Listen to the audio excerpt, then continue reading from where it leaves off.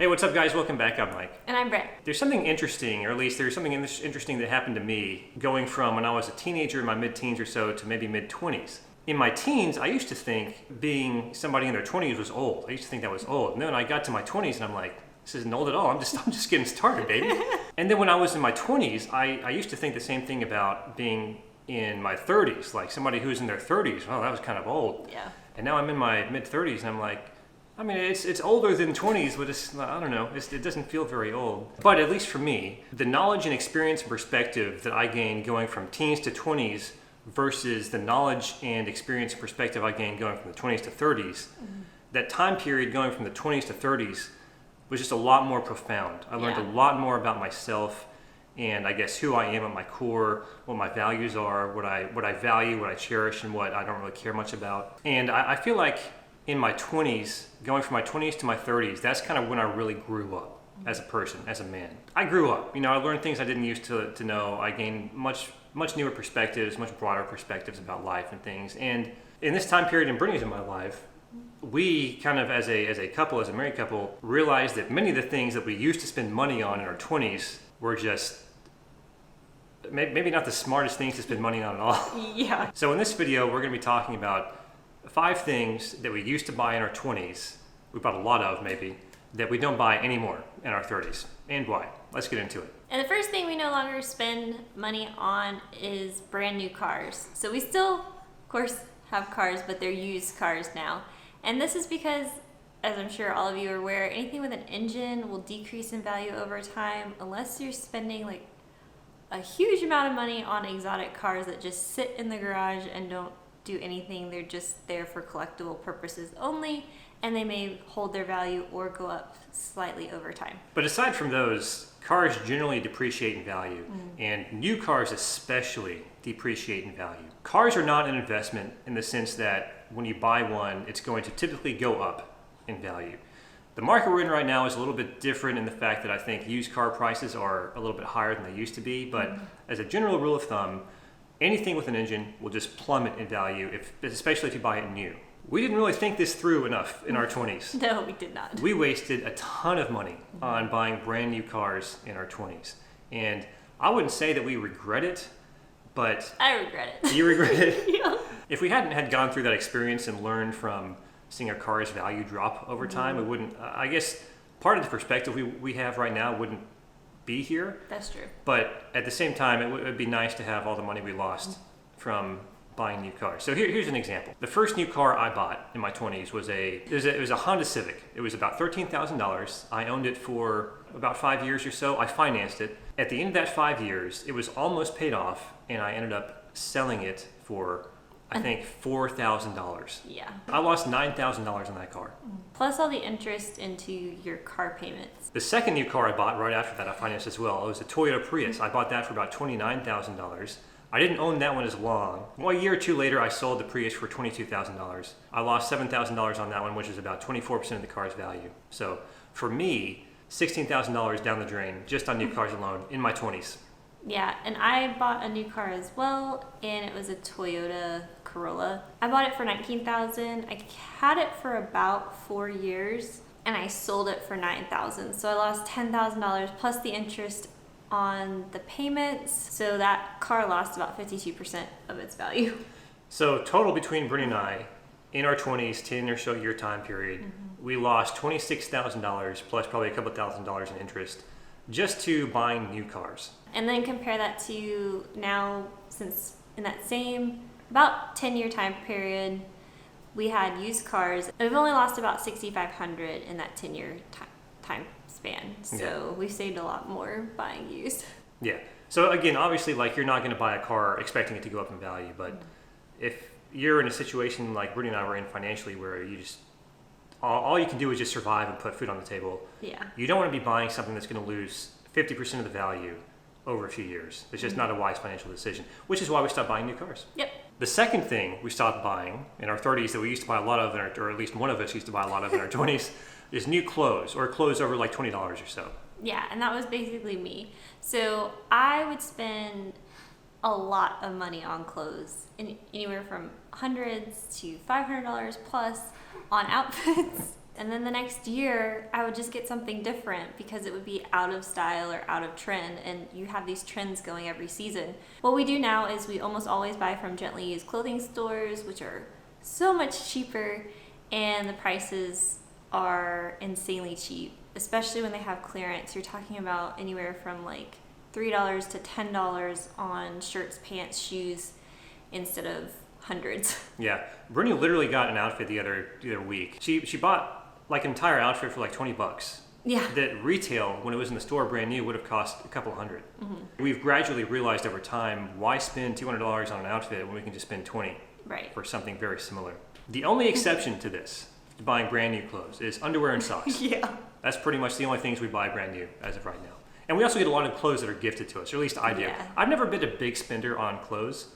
I've always kind of received clothes as gifts faster than I can wear them out. Right. So it's been a long time since I've ever bought clothes for myself other than underwear and socks. And number 3 is video game subscriptions. So we no longer pay for those. Yeah, so Brittany was never really into this, but I was a big video game player when I was in my teens and 20s.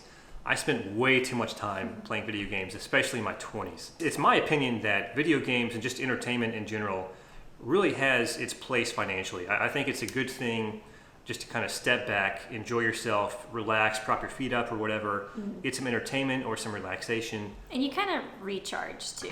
But I think there also comes a point where it's unhealthy to have too much of that because it becomes a distraction from the goals you're trying to reach in your life and kind of like the objectives you put before you to better yourself or better your family. And that was definitely the case for me. I had stepped way over that border in a video game called Lord of the Rings Online. I just became way too entrenched in this game. I was spending hours and hours every day playing it, almost to the point where you hear these like horror stories of people playing WoW, World of Warcraft, and they just lose entire decades of their life playing this video game. That was almost to the point that I got with this. The subscription price was $15 a month, which I don't really think is all that bad. It kind of perpetuated this cycle of me playing it because I think I had it like set to just auto pay on my bank account, so I never really like noticed it going through, and I would just keep playing the game. Whereas if I had set it for myself to manually pay, where I had to manually pay for it, I may notice one day like I can't log into the game because I have to pay for it again. I mean, and then that may have caused me to think, okay, well, maybe I should be doing something else with my life other than spending 8 hours a day playing video games. And number 4 is movies. So we no longer go to the movie theater and pay to see movies. This isn't necessarily because we feel like going to the movies is a bad value financially, although prices have definitely gone up when it comes to movie tickets. We've just noticed ourselves not going to the movies as much over the last decade or so just because there's not really as much coming out that we feel like would be worth spending $30 to go watch for a couple hours. So it used to be like when I was growing up that my family could go see a movie, my entire family of 5, could go see a movie for like $30 total. Yep. Like that's all it would cost us. And that may be including popcorn as well. Looking at prices today, it's like $15 per person to go see a new movie. And it's like, do we really want to see it that much? I mean, we're going to fight traffic the entire way going down there. We're going to be sitting in line for half an hour to get our ticket. Like, is it worth it? Recently, it hasn't really been worth it to us. Yeah, and another thing we've been finding as well is we also just don't want to trade that time to spend that money when we could just stay at home and work on improving ourselves or our business and use that money for doing that. So it's just a trade-off. Going to see a movie is kind of along the same lines as playing a video game. We do think there's financial value in it, just being able to sit down, relax, prop your feet up, kind of take your mind off of things, off of work or whatever, and just enjoy the entertainment.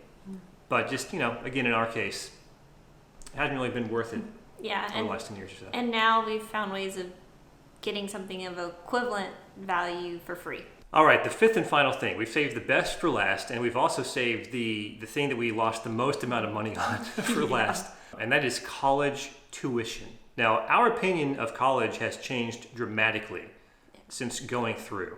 What we don't want to say about college is that it's not worth it for everyone. I'm sure for many people it is, especially for some certain fields. Like if you are just absolutely 100% positive you want to become a doctor or a lawyer or some sort of big engineer, something like that, absolutely college is going to be worth it. It's just in our case, it may not have so much been worth it. The way we did it. Yeah, the way we went about doing it. There's this idea in society that we have to go to college right after high school.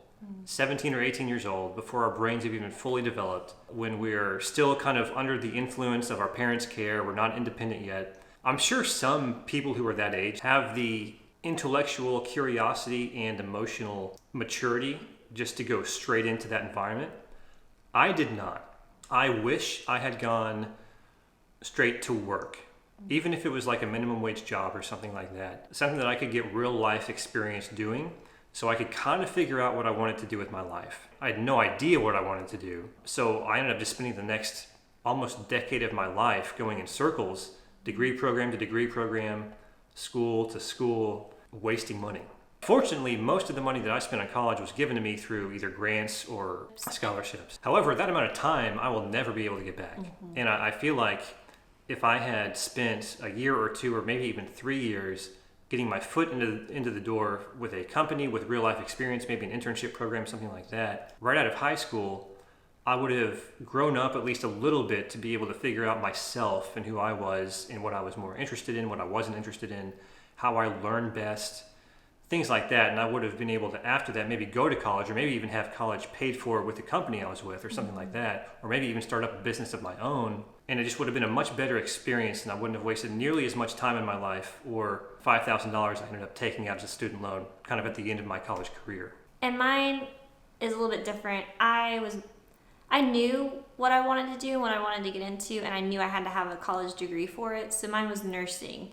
So at that time period, though, looking back, I should have done probably the associate's program, because during that time frame, a lot of hospitals were not requiring a BSN, which was a bachelor's in the science of nursing, and I could have just spent maybe $10,000 or gotten it paid through completely 100% through our state, kind of like what Mike did.